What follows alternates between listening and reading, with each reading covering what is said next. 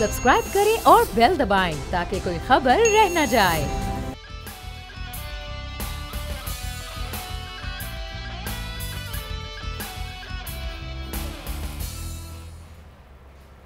अस्सलामुअलैकुम नाज़रीन, प्रोग्राम में आपको कहेंगे खुशामदीद। मैं हूं महविश तबस्सुम और मेरे साथ मौजूद हैं बोल न्यूज़ के एडिटर इन चीफ नज़ीर लगारी साहब।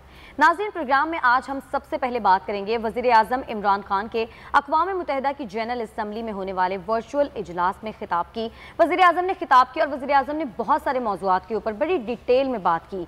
अपने खिताब में उन्होंने मकबूजा कश्मीर की जो सूरत हाल है उस हवाले से बात की। मकबूजा कश्मीर में जो भारत के मज़ालिम हैं वो सारे बताए और वज़ीर आज़म ने ये कहा कि भारत ये चाहता है कि मकबूजा कश्मीर में जो मुस्लिम अक्सरियत है वो मुस्लिम अक़लियत में तब्दील हो जाए।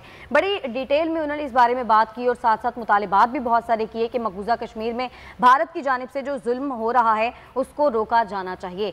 सैयद अली गिलानी के हवाले से वज़ीर आज़म ने कहा कि जनरल असम्बली को चाहिए कि वो ये मुतालबा करें कि उनकी जो तदफीन है वो शहदाए कब्रिस्तान में की जाए। अफगानिस्तान की सूरत हाल पर भी वज़ीर आज़म ने अपना मौक़िफ़ दिया। वज़ीर आज़म ने कहा कि बहुत सारे लोग आज भी पाकिस्तान को अफगानिस्तान की सूरत हाल का जिम्मेदार समझते हैं, हालांकि ऐसा नहीं है। पाकिस्तान सबसे ज़्यादा मुतासिर होने वाला मुल्क है और पाकिस्तान ने अफगानिस्तान की सूरत हाल के हवाले से पिछले 20 सालों में जो किया उसको अप्रिशिएट किया जाना चाहिए, बजाय हमें अप्रिशिएट करने के हम पर इल्ज़ाम लगाया जाता है। कोविड-19, माहौलियात और दीगर उमूर के हवाले से भी वज़ीर आज़म ने खिताब में बात की। लगाई साहब, वज़ीर आज़म का खिताब लाजमी आपने भी सुना होगा।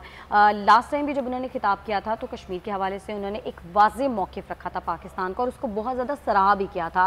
अब की बार वज़ीर आज़म ने जिस तरह से मकबूजा कश्मीर के हालात बताए, मकबूजा कश्मीर के बारे में बात की, भारत के मज़ालिम बताए या और इशूज़ पर बात की, कैसे देखते हैं आप वज़ीर आज़म के खिताब को? एक तो ये कि ये मैं पिछले साल की तकरीर का एक्सटेंशन था, उससे फिर आगे की बात की गई। पहले पिछले साल की तकरीर थी और उसके बाद, लेकिन कश्मीर का मसला एक मुसलसल अमल की जो है वो तकाजा करता है कि आप मुसलसल इसके बारे में बात करें, आलमी बिरादरी से रजू करें और दुनिया की जो बड़ी ताकतें हैं और जो दुनिया की इक़्तिसादी तौर पर, मुआशी तौर पर, सकाफ़ती तौर पर, मिलिट्री के तौर पर, किसी भी तरीके से अगर दुनिया की बड़ी ताकतें हैं तो आप सबसे रजू करें और उनसे कहें कि जनाब इस मसले को हल कराया जाए। फिर सलामती कौंसिल के साथ आपको रजू करना चाहिए, मुसलसल रब्ता करना चाहिए और उसके अलावा आपको जनरल असम्बली के साथ भी मुसलसल रब्ते में रहना चाहिए, पूरे यूनाइटेड नेशन के साथ रब्ता चाहिए।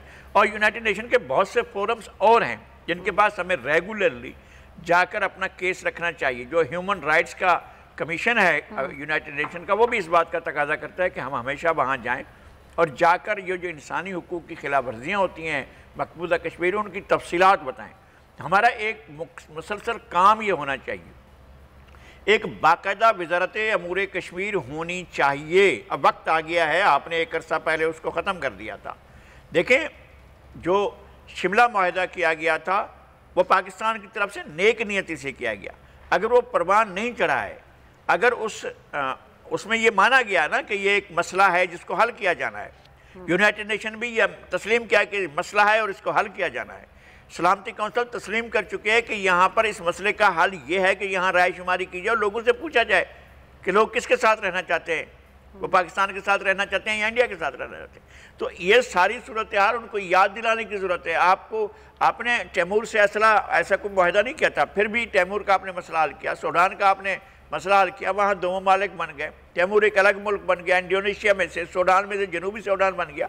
तो ये कश्मीर को आपने ये फैसला करना है, सलामती कौंसिल का नामुकम्मल एजेंडा है जिसकी तकमील ज़रूरी है। और वज़ीर आज़म की तकरीर अपने पूरे के पूरे मतन और पूरे कंटेंट्स के एतबार से बेहतरीन तकरीर थी। लेकिन ये तकरीर एक साल में एक बार होना काफ़ी नहीं है। इस तरह के इक़दामात लाजमी तौर पर मुसलसल मुस्तकिल बग़ैर किसी वक्फे के जारी रहने चाहिए। चलें, वज़ीर आज़म ने तो तकरीर की और वज़ीर आज़म की तरफ से या पाकिस्तान की तरफ से हमेशा कश्मीर का मसला उठाया जाता है। आप कह रहे हैं कि तसलसल नहीं है, लेकिन लगारी साहब, मकबूजा कश्मीर में जो कुछ हो रहा है वो तो एक तरफ भारत के अपने अंदर भी मुसलमानों की नस्लकशी की जा रही है।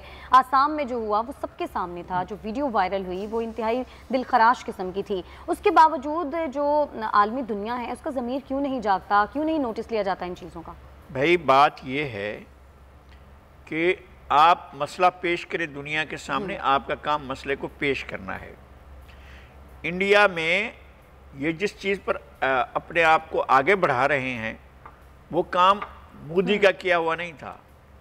वो काम मनमोहन सिंह कर गया, उसने इकनॉमी को इस्टेब्लिश किया और इंडिया जो है एक बड़ी इंडस्ट्रियल पावर भी और बड़ी इकोनॉमिक पावर भी बना है। लेकिन वहाँ ह्यूमन राइट की सूरत हाल को आलमी बिरादरी नहीं देख रही है, वो अपना धंधा देख रही है आलमी बिरादरी। यानी सिर्फ अपना फायदा जो ममालिक हैं वो अपना अपना फ़ायदा देख रहे हैं। इस्लामी बिरादरी के ममालिक अपना फ़ायदा देख रहे हैं, वो अपने कारोबार को देख रहे हैं।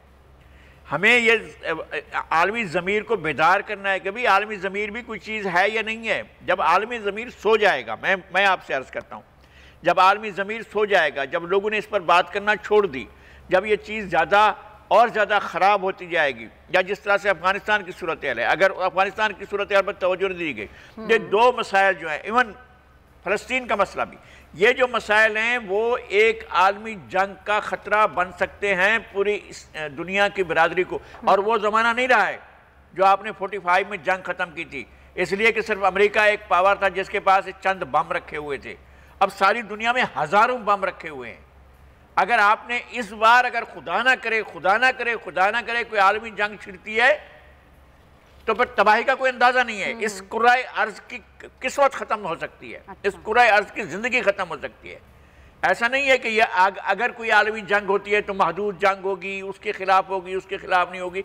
और ये जो बेसिक इशू हैं दुनिया के सामने तड़पते हुए और इस तरह से भड़कते हुए जो इश्यूज हैं, इनको दुनिया हल करने की तरफ तवज्जो नहीं दे रही। तो इस चीज़ का इदराक क्या नहीं है? ये बड़े बड़े जो ममालिक हैं जिनको फ़ायदा नज़र आ रहा है भारत में, उनको कारोबार नज़र आ रहा है, उनको पैसा नज़र आ रहा है, उनको डॉलर नज़र आ रहे हैं, उनको रकम नज़र आ रही है, उनको उनके अपने माल की खपत नज़र आ रही है, उन्हें अपने कारोबार को फैलाना नज़र आ रहा है। वो इस तरफ नहीं देख रहे हैं कि ये जो इश्यूज़ हैं, ये फोड़े हैं दुनिया के जिस्म के अंदर, ये बड़े बड़े ज़ख्म बनते जा रहे हैं, ये गहरे जख्म बनते जा रहे हैं, ये दुनिया के मुस्तकबिल को खतरे में डाल देंगे। ये बात समझनी चाहिए।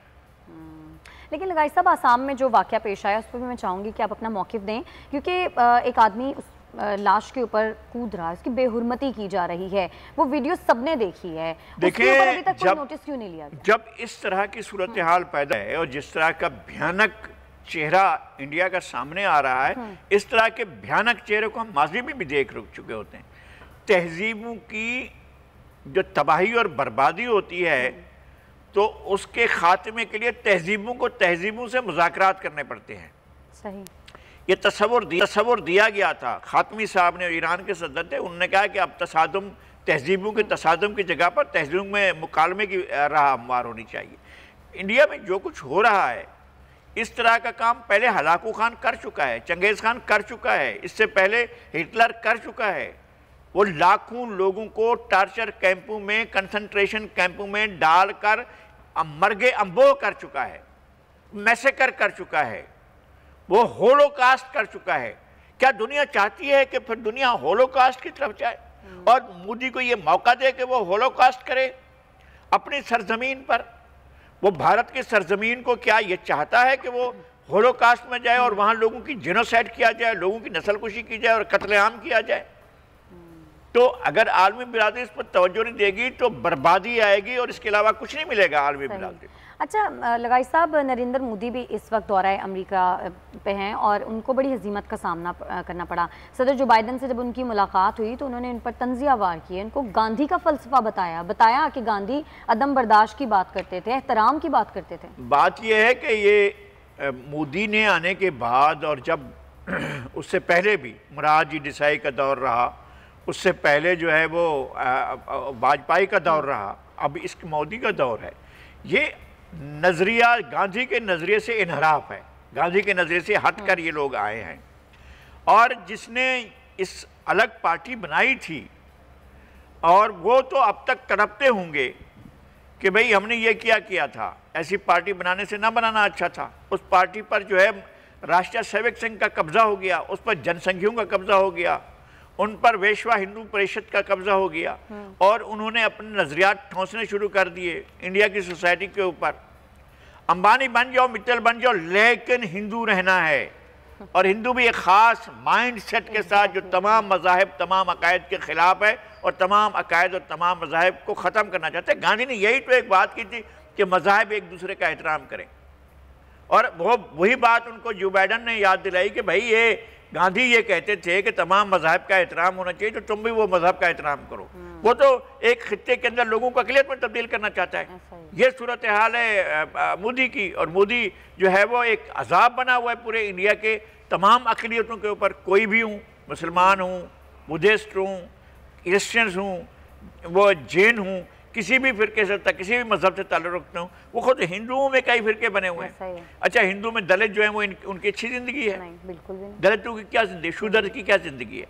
बस ये है कि ब्राह्मण हो, वेश खिस्ट्री, ये बिजनेस करें, धंधा करने वाले हूँ, और इनको धंधा करने दिया जाए और उनको मौलवी बनाकर बिठाया जाए, उनको जो है पंडित बनाकर बिठाया जाए। ये अच्छे हैं, ब्राह्मण हैं, इनको पंडित होना चाहिए। तो फिर बाकी आबादी क्या करेगी? बाकी इंसान क्या करेंगे?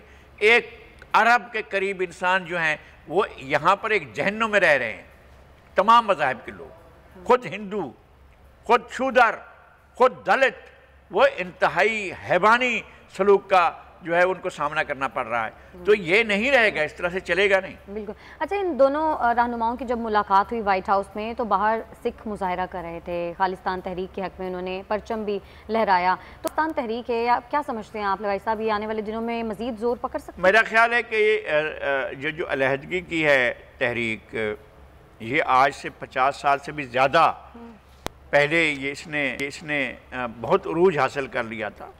और ख़ास तौर पर इंदिरा गांधी के दौर में संत जरनैल सिंह भिंडरावाला और संत लोंगोवाल जो थे, उन्होंने एक बड़ा ज़ोर पकड़ा, बहुत बड़ा। और तकरीबन चूँकि पाकिस्तान जो है वो इसकी तरफ से मुदाखलत नहीं होती है, तो पाकिस्तान ने मुदाखलत नहीं की, ज़रा सी मुदाखलत होती है और ये पंजाब, ईस्ट पंजाब अलग हो जाता है इंडिया के साथ। तो ये पाकिस्तान ने नहीं किया ऐसा, जिस तरह से इंडिया ने किया था और इस पाकिस्तान में जाकर एक मुदाखलत करके अलग कर दिया था। इस तरह से जो है वो पाकिस्तान ने ऐसा यहाँ नहीं करने दिया। लेकिन वो जो सिख हैं वो अपने अलग वतन का मुतालबा कर रहे हैं और वो अपना अलग वतन चाहते हैं। तो ये तो ज़रूर एक ना एक दिन इनको इसका जवाब देना पड़ेगा। अगर इंडिया मज़ाहिब के बारे में, अकायद के बारे में, नज़रियात के बारे में यही तर्ज अमल रखता है जो विश्व हिंदू परिषद का है, या जो जनसंघियों का है, या जो महाराष्ट्र उनका है अपना इनकी पार्टी का अटल बिहारी वाजपेयी और ये मोदी की पार्टी का बीजेपी का, यही अगर रहता है तो फिर कोई भी मुल्क, कोई भी खित्ता जो है इनसे नहीं रह सकता। इसलिए कि इनके साथ रहने के लिए वैसे ही अलहदगी की तहरीकें चल रही हैं, नागालैंड में, मिज़ोरम में, मणिपुरा में, सिक्किम में, आसाम में और दीगर। कश्मीर तो वैसे ही चाहता है कि वो आज़ादी हासिल करे, कश्मीर में आज़ादी की जद्दोजहद कर रही है, लेकिन ईस्ट की जो रियासतें हैं वहाँ पर भी आज़ादी की तहरीकें चल रही हैं। लोग साथ नहीं हैं, मज़हब की बुनियाद पर, कल्चर की बुनियाद पर, तहजीब की बुनियाद पर, सकावत की बुनियाद पर लोग अलहदगी की बात कर रहे हैं। और ये जो है, जो गांधी का नुक्ता नज़र था कि भाई हम सेकुलरिज्म के ज़रिए एक साथ रह सकते हैं, कि मज़हब, तमाम मज़हब जो है उनको फलने फूलने की इजाज़त होनी चाहिए मज़हब के मामले में। आपको याद है कि एक दफ़ा राजेंद्र प्रसाद प्रेसिडेंट ने वो एक मंदिर का इफ्तिताह किया था, तो वज़ीर आज़म नेहरू ने उसको ख़त लिखा था कि ये काम नहीं है सदर हिंद का कि वो जाकर मंदिरों का इफ्तिताह करता फिरे। हमारा कोई वास्ता नहीं है, न मंदिर से, न गिरजा से, न किसी और मजहबी चीज़ से हमारा कोई ताल्लुक़ नहीं है, हम इफ्तिताह करने के नहीं जा सकते।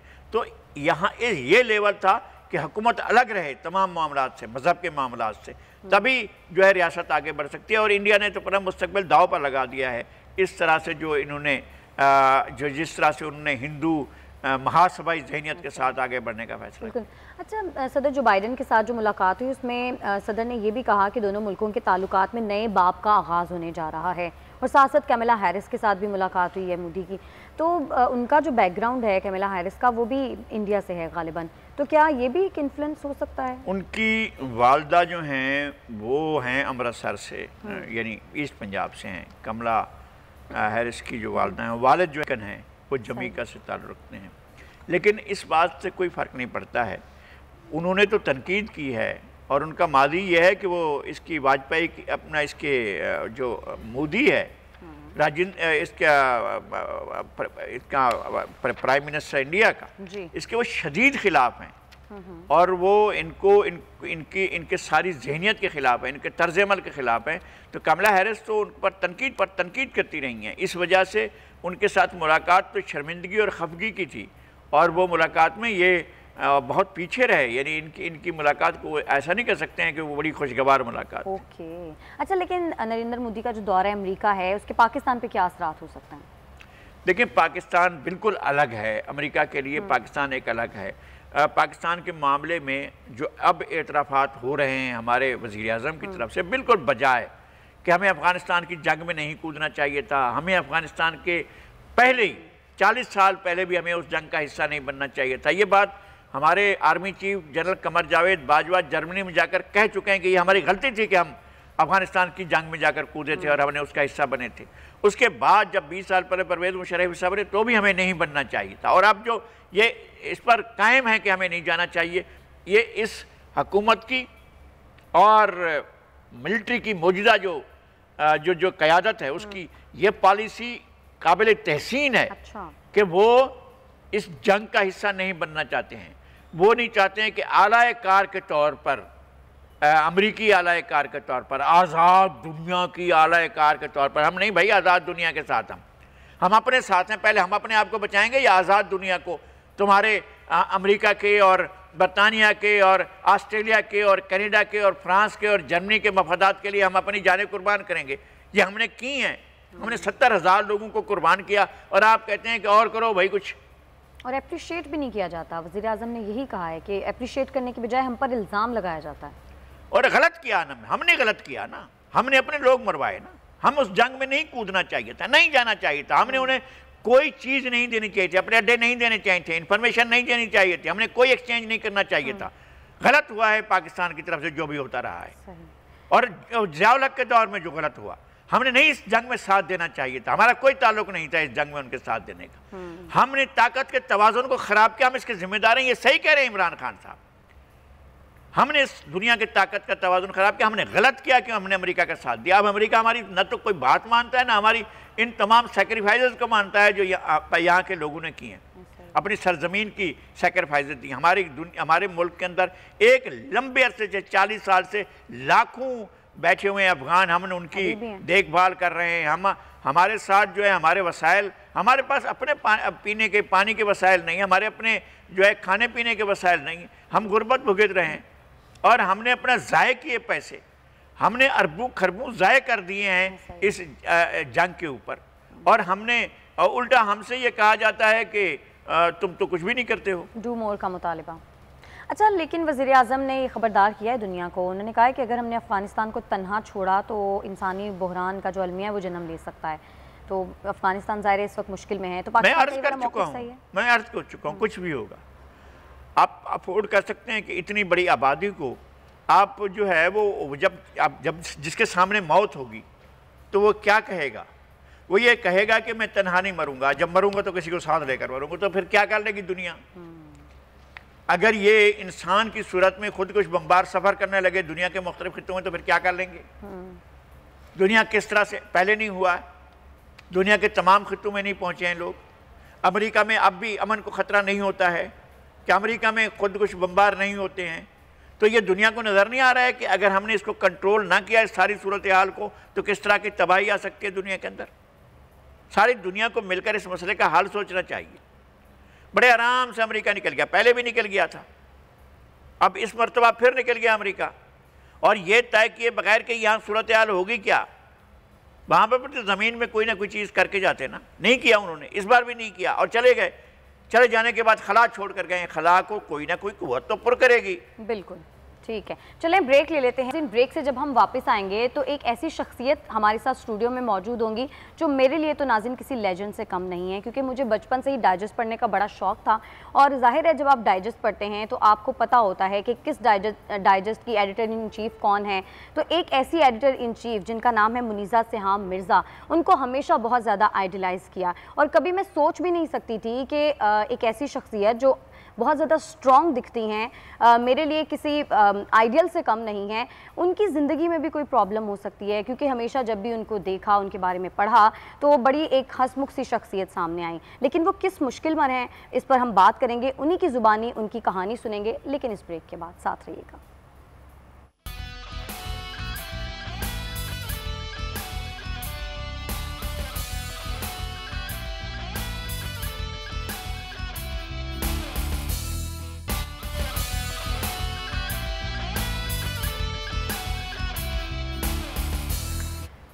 वेलकम बैक नाज़रीन। जैसे कि ब्रेक पे जाने से पहले मैंने आपको बताया था, दोशीज़ा और सच्ची कहानियाँ की editor in chief Muniza Siham Mirza साहिबा हमारे साथ स्टूडियो में मौजूद हैं।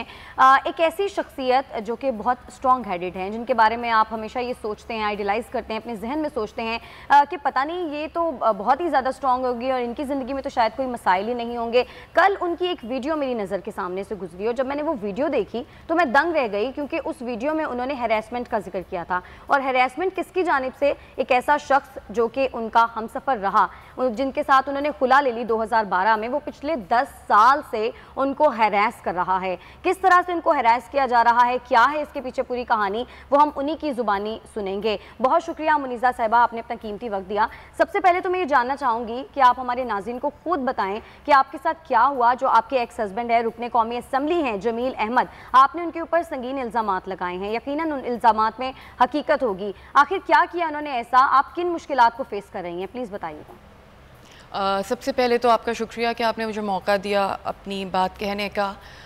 इशू ये है कि मैं 2010 से ये हरासमेंट फ़ेस कर रही हूँ, लेकिन मैंने कभी भी आके किसी के सामने ये बात नहीं की। हरासमेंट का लेवल ये है कि मुझ पे, मेरे स्टाफ पे FIRs कटवाई जाती थी और हम सारा वक्त थानों में और कोर्टों में हम घूमते रहते थे।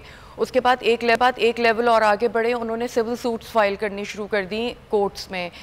हिम्मत की बात आप ये देखिए कि मैं 2012 में खुला ले चुकी थी, उसके बाद भी ये सिलसिला चलता रहा और जो सिविल सूट्स फाइल की जाती हैं। आपके बच्चे भी थे क्या?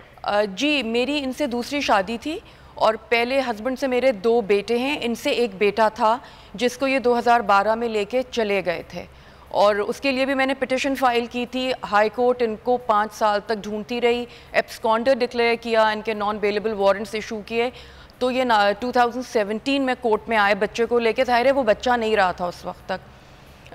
ये फोर्ज डॉक्यूमेंट्स के साथ कोर्ट में केसेस फाइल कर देते हैं और उसके बाद उसको फॉलो अप नहीं रखते। क्या कहा जाता है केसेस में? ये कहते हैं कि इन्होंने करोड़ों रुपए की इन्वेस्टमेंट की है मेरे साथ। जब कोर्ट इनसे ये पूछते, और पार्टनरशिप है हमारी 50% की, जब कोर्ट ने इनसे पूछा, 2 मुख्तलिफ केसेस थे, कि आप ये बताइए कि आपने ये करोड़ों रुपए कैसे इन्वेस्ट किए, मोड ऑफ पेमेंट क्या था और जो दीगर जो चीज़ें हैं एक पार्टनरशिप डीड को ऑथेंटिक करने के लिए, तो इनके पास कोई प्रूफ नहीं होता, कुछ नहीं होता। इसीलिए जितने भी केसेस इन्होंने मुझ पे फाइल किए वो सब मेरे हक़ में उसके फ़ैसले हुए और कोर्ट ने लिखा है अपने ऑर्डर में कि मैलिफाइड इंटेंशंस हैं और फोर्जरी है।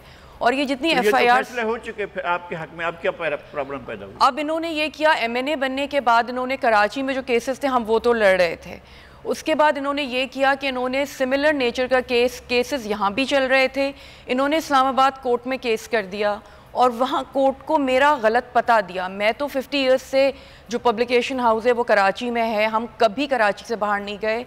इन्होंने कोर्ट को कहा कि मैं इस्लामाबाद में रहती हूँ, कोर्ट को गलत पता दिया मेरा और ऑन ओथ कोर्ट ने इनसे पूछा, कोर्ट सेटिस्फाइड नहीं थी इनके डॉक्यूमेंट्स पे, इनकी बात पे, तो इन्होंने झूठा हलफनामा दाखिल करवाया और इन्होंने कहा जी ये खातून इस्लामाबाद में रहती हैं, जिस पे कोर्ट ने एक्सपार्ट किया।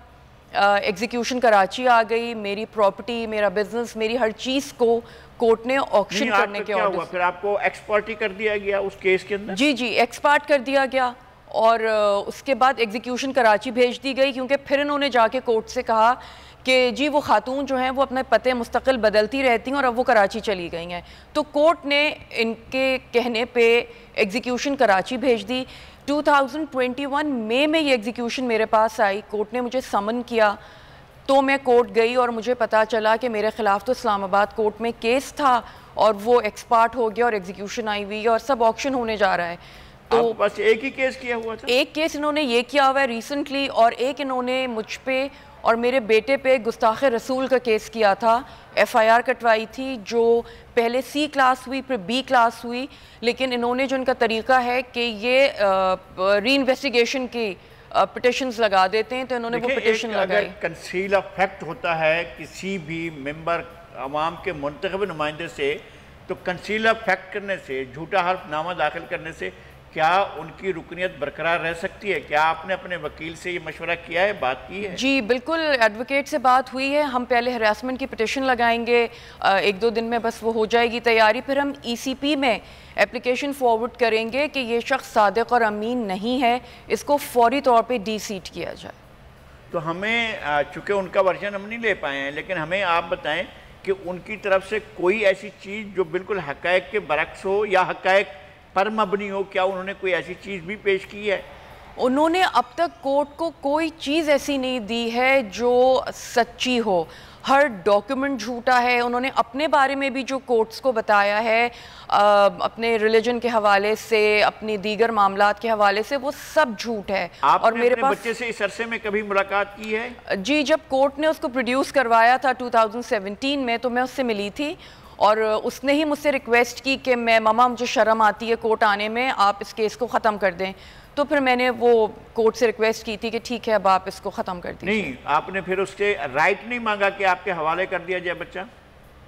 नहीं, मैं वो माशाल्लाह 18-19 ईयर्स का हो गया था, तो मैं कोर्ट उसकी मर्ज़ी पूछती और उसने मुझसे कहा कि मैं कंफर्टेबल हूँ, अब इतना वक्त गुजर गया है तो आप अब मत कीजिए, मुझे शर्म आती है दोस्तों में और अपने मिलने वालों में, ये सब केस वेस ख़त्म कर दीजिए। जाहिर है वो अब छोटा नहीं रहा था, वो 17-18 ईयर्स का अगर हो गया है, उसने एक लंबा अरसा गुजार लिया अपने बाप के साथ, तो बहुत ज़्यादा माइंड भी अब वॉश आप हो चुका कैसे हो सकता है कि यहाँ पर एक केस जिसका यहाँ फैसला हो चुका है और आपके हक में आ चुका है, सेम वही केस अगर किसी दूसरी अदालत में दाखिल कर दिया जाए और किसी दूसरे सूबे में और आपको उसका पता ही ना चले, तो आपके वकील क्या कहते हैं कि इस सिलसिले में क्या कार्रवाई हो सकती है? इसमें हमने 12(2) की एप्लीकेशन होती है जिसमें हम कोर्ट को ये बताने की कोशिश कर रहे हैं कि कोर्ट के साथ फोर्जरी हुई है। मैं तो अभी, मेरा तो मसला बाद में आएगा, पहले तो हम कोर्ट को ये कन्विंस करेंगे कि आपके साथ फोर्जरी हुई है। एप्लीकेशन हमने लगा दी है, कोर्ट ने हमें इंटरिम स्टे दे दिया है और अब एक नेक्स्ट हियरिंग जो है उसमें कोर्ट डिसाइड कर लेगी और उसके बाद ये केस इस्लामाबाद से जो कराची आया है वो कराची में ख़त्म हो जाएगा, लेकिन ट्रायल कोर्ट इस्लामाबाद की वहाँ केस स्टार्ट हो जाएगा और फिर जाके हमें उस केस को नॉर्मल केसेस की तरह लड़ना पड़ेगा। तो आपका ख्याल ये है कि वहाँ से कोर्ट कराची शिफ्ट हो सकता है, केस जो है वहाँ से यहाँ पर केस शिफ्ट, जो केस आपके ख़िलाफ़ किया गया इस्लामाबाद, जबकि आप कराची में रहती हैं, ये तो सब हम जानते हैं कि आप कराची में, आप इस्लामाबाद में कभी नहीं रही हैं, तो यहाँ कराची में रहती हैं आप, तो क्या केस भी कराची में शिफ्ट किया जाएगा जो आप पर चलता रहा? मुझे लीगली तो नहीं पता कि क्या इसमें गुंजाइश है, जितना मुझे बताया गया है उस हिसाब से केस ट्रांसफ़र नहीं हो सकता, केस डिस्पोज ऑफ हो सकता है स्टैब्लिश होने के बाद कि कोर्ट के साथ फोर्जरी की गई है। डिस्पोज ऑफ तो ये हो सकता है कि उस कोर्ट में आपकी नुमाइंदगी हो, आपके वकील जाएं या आप जाएं, तो ऐसा हो सकता है। जी बिल्कुल, मेरे वकील हैं वहाँ मौजूद और वो उस केस को देखेंगे और अगर कोर्ट मुझे इन पर्सन कॉल करेगी तो मैं ज़रूर जाऊँगी। आपका ख्याल है कि वहाँ जाना आपको कोई ख़तरात लाहक नहीं होंगे? देखिए, ख़तरात तो मुझे हैं और मैं उनसे लड़ भी रही हूँ। सबसे पहली बात तो ये कि जितना मुझे माली तौर पे परेशान किया गया है, जितना हम सब की ज़िंदगियाँ मिज़रेबल की गई हैं, हम तो 10 साल से वो फेस कर ही रहे हैं। अब स्टेज ये आ गई है कि कानूनन और शरन में एक शख्स से मेरा कोई वास्ता नहीं है। इस बात को फैमिली मैटर कह के इतना डिले किया गया है कि अब मैं ये चाहती हूँ कि कुछ भी हो, ज़िंदगी रहे ना रहे, लेकिन जितने दिन मैं ज़िंदा हूँ कम से कम मैं इस चीज़ को फ़ाइट कर लूँ। देखिए लगारी साहब, मैं तो एक बहरहाल इस काबिल औरत थी, APNS की मेंबर हूँ, CPNE की मेंबर हूँ कि मैं यहाँ तक पहुँच गई। मैं मैंने वकील कर्ज़े ले के किए हैं 10-11 साल, मेरे स्टाफ पे जो FIRs थी उसके लिए। लेकिन अब मुझे हैबत होती है सोच के कि एक आम पाकिस्तानी औरत कैसे सरवाइव करेगी जब इस तरह के लोग जो कि स्ट्रक ऑफ हैं आर्मी से, आर्मी ने इस शख्स को स्ट्रक ऑफ किया है, ये पार्लियामेंटेरियन बन के बैठा हुआ है और हरास कर रहा है और शर्म भी नहीं है कि आप एक ऐसी जगह पे हैं जहां आपको अब बहरहाल अपनी डिग्निटी रखनी चाहिए। नाजरीन, ये है एक सूरत हाल जो एक खातून के साथ, एक सहाफ़ी के साथ, एक काबिल एहतराम ख़ानदान से ताल्लुक़ रखने वाली, हमें यह भी मालूम हुआ है कि इनका ख़ानदान जो है वो बहुत बड़े शोबों में रहा है। अनवर मकसूद इनके मामू हैं और फातिमा सुरैया भजिया इनकी गालिबन खाला थी, और ज़ुबैदा आपा जिनका नाम दुनिया जानती है, जो कुकिंग के बारे में एक बड़ी शख्सियत थी, वो इनकी खाला। और ये एक बड़ा ख़ानदान, इनके जो मामू थे वो साबिक चीफ सेक्रेटरी थे इंफॉर्मेशन के, अहमद मकसूद हमीदी, बहुत पहले 30 साल पहले। तो ये इनका बैकग्राउंड है और एक मुअज़्ज़ज़ खातून तकलीफ़ दे सूरत हाल से दो चार हैं। और अगर ये इस्टेब्लिश कोर्ट के सामने हो जाए और ये कर दें, और हमें ज़ाती तौर पर इस बात का इल्म है कि ये कराची में रहती हैं, अगर इनको इस्लामाबाद में इनकी रिहाइश दिखाई गई है, अगर कोर्ट ये जान ले और कोर्ट कमीशन मुकर्रर करे, कोर्ट कोई भी ज़रिया अख्तियार करके ये ज़रूर मालूम करे कि ये कराची में रहती हैं या कहीं और रहती हैं, तो उसके बाद ये तय हो जाएगा कि झूठा हल्फनामा दाखिल करने पर एक रुकन असम्बली की रुकनीत को किस तरह बहाल किया जा सकता है। और ये रुकन असम्बली वो हैं जो सेनेट के इलेक्शन में बहुत मशहूर हुए थे। जनाब यूसुफ रज़ा गिलानी के बेटे के साथ एक वीडियो बनवाने के बाद उनकी शोहरत हुई थी। वैसे भी इनकी रुकनीत को चैलेंज किया जा चुका है। अब्दुल हकीम बलोच ने इनको चैलेंज किया है और उनका केस बहुत मजबूत है। बिल्कुल ऐसा है। बहुत शुक्रिया आपका मुनीज़ा सिहाम मिर्ज़ा साहिबा, आपने अपना कीमती वक्त दिया और हम उम्मीद भी करते हैं कि अल्लाह ताला आपको इंसाफ दे और जो आप चाहती हैं आपको इस मुश्किल से। नाज़रीन, अब कुछ बात कर लेते हैं पाकिस्तान तहरीक इंसाफ के रहनुमा हलीम आदिल शेख की, जिनकी दूसरी शादी के आजकल बहुत ज़्यादा चर्चे हैं। उनका एक बेटा भी हुआ है, दुआ भुट्टो, जो कि रुकने सिंध असम्बली हैं, पाकिस्तान तहरीक इंसाफ से उनका ताल्लुक है, उनके साथ उनकी शादी की बातें की जा रही हैं। और तैमूर तालपुर साहब जो हैं पीपल्स पार्टी के रहनुमा, उन्होंने मुबारकबाद तो दी है लगाई साहब, लेकिन साथ साथ उन्होंने ये भी कहा है कि 2018 में ये शादी हुई थी और अब ये दोनों ही नाअहल होंगे। आपको क्या लगता है? देखिए, अगर ये 25 जुलाई 2018 से पहले की शादी थी और उस शादी को दोनों ने डिक्लेयर नहीं किया था, तो जाहिर है ये मामला चला जाएगा, वहाँ पर कोई भी जा सकता है कोर्ट में। और डेफिनेटली आपको पता है कि एक बहुत अहम पीपल्स पार्टी के रहनुमा जो पीपल्स पार्टी के प्रेसिडेंट हैं सिंध के, वो इस वजह से डिस्क्वालीफाई हुए, उनको इलेक्शन नहीं लड़ने दिया गया कि उन्होंने सेकंड मैरिज को डिक्लेयर नहीं किया था। ये बात ही इतनी, तो इन्होंने भी डिक्लेयर नहीं किया था। तो एक केस तो सामने ही है, उस बुनियाद पर कोई भी फैसला हो सकता है और मामला तो सुप्रीम कोर्ट तक गया। कहते हैं कि ज़ाती नौयत का ये मेरा मामला है और मैं जब मुनासिब समझता मैं तब डिक्लेयर करता। तो क्या जो सियासतदान होता है, सियासतदान अगर पार्लियामेंटेरियन है और पार्लियामेंट के जब आप फार्म फिल कर रहे हैं अपनी इलेक्शन लड़ने का, अगर उसमें ये शर्त है कि आपने डिक्लेयर करना है तो फिर आपने डिक्लेयर करना है।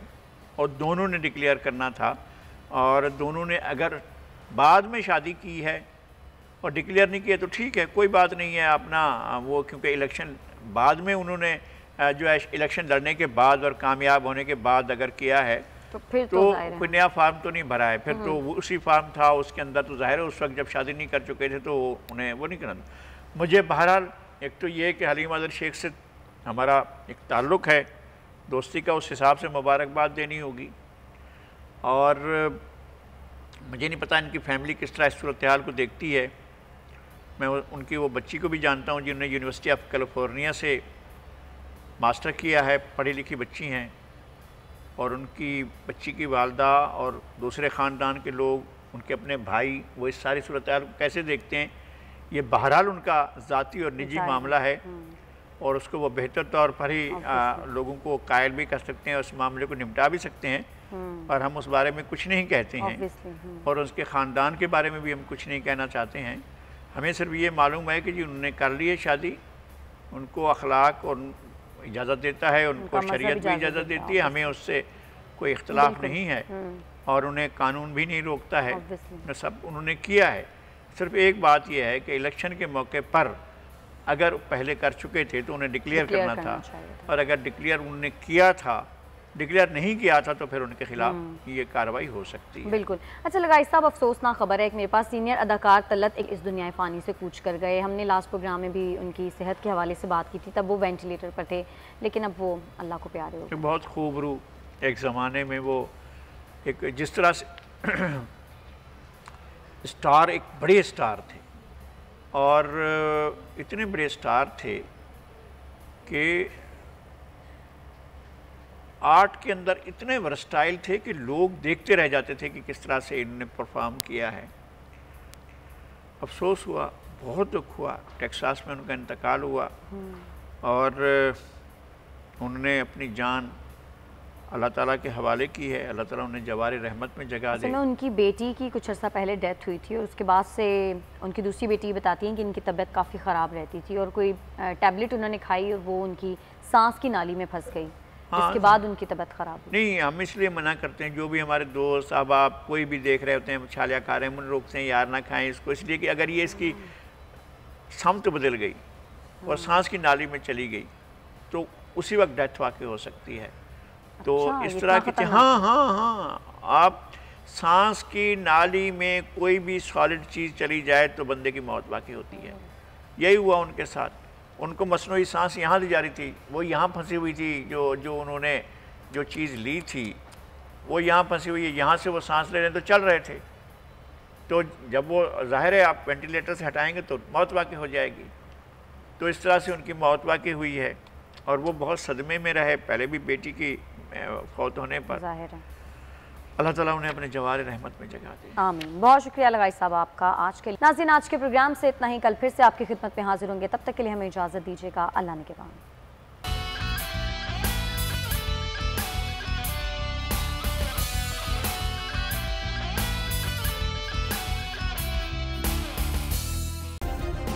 सब्सक्राइब करें और बेल दबाएं ताकि कोई खबर रह न जाए।